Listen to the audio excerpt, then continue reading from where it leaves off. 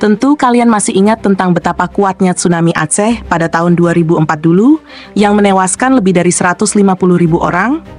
Mari kita simak 5 tsunami terbesar di dunia berdasarkan dampaknya.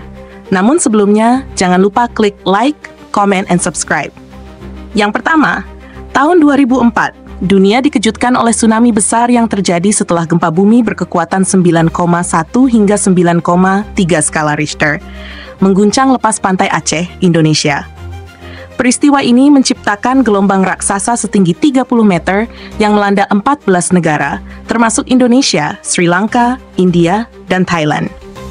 Dengan lebih dari 230.000 nyawa hilang, ini menjadi salah satu bencana alam paling mematikan dalam sejarah modern. Desa-desa hancur, keluarga tercerai-berai, dan infrastruktur porak-poranda. Hingga kini, tragedi ini menjadi pelajaran penting yang mendorong pengembangan sistem peringatan dini tsunami yang lebih canggih, guna mengurangi dampak bencana serupa di masa depan. Yang kedua, pada tahun 1958, tsunami tertinggi yang pernah tercatat dalam sejarah terjadi di Lituya Bay, Alaska. Longsor yang dipicu oleh gempa berkekuatan 7,8 skala Richter menyebabkan air laut terdorong hingga mencapai ketinggian luar biasa 524 meter, setara dengan gedung 170 lantai.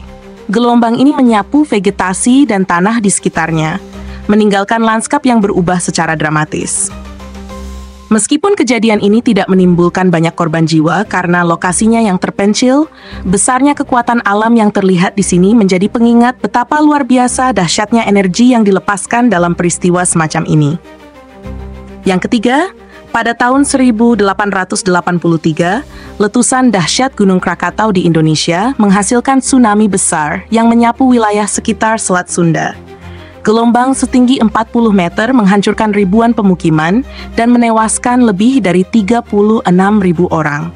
Suara letusannya bahkan terdengar hingga ribuan kilometer jauhnya, termasuk di Australia dan Afrika. Bencana ini tidak hanya mengubah peta geografis Indonesia, tetapi juga meninggalkan dampak besar terhadap iklim global selama beberapa tahun setelahnya. Yang keempat, pada tahun 2011, dunia kembali menyaksikan kedahsyatan alam melalui tsunami yang melanda Jepang.